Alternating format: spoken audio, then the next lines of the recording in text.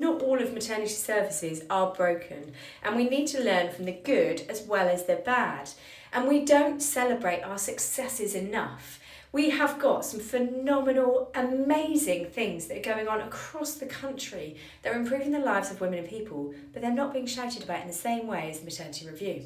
I'm aware that I've been a lot more negative about maternity services over the last few weeks, and that's because it's at the forefront of the media, the press, and we've got petitions going at the moment, and we have the option, because of the maternity review, to be able to write to our MP, to be able to put our thoughts forward, to be able to submit stuff, and I want that to come forward. And there's so many successes in maternity services over the years, and this is where leadership really comes in, and I've had the absolute privilege of seeing some phenomenal and amazing leadership over the career that I have had. I've seen where it's bad, where it can be toxic. I can see where there has been bullying. I can see where there has been poor culture and poor working conditions.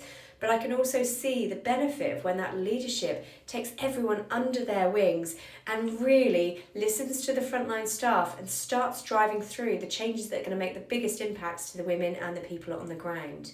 And also listening to the women and people who are using those services, the leaders who listen to them really show the improvements that happen in the services. And this is where we really need to learn from everything. So this is where, even if you had a really good experience, put in that maternity review what was good about your experience. And in the NHS, we need to start learning from each other far more. We need to be listening to units where things are going really well, what they are doing to get things right, what infrastructure do they have, what staffing models do they have, is it linked to their CQC results? We need to be looking at benchmarking for everything. QC results actually correlate with staffing models and staffing infrastructure, for example? Does it correlate to the leadership that the teams have been through and been on?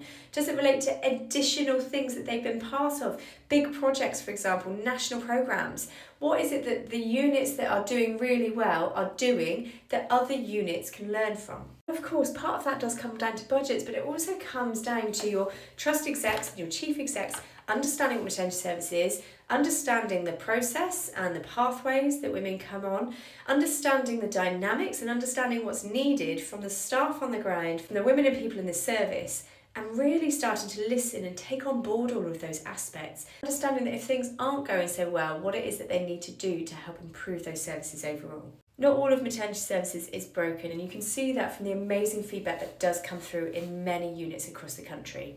But it shouldn't be a postcode lottery, and it shouldn't depend on the day that you are having your baby as to what the infrastructure, what the models, what the service, what the leadership is like on the day.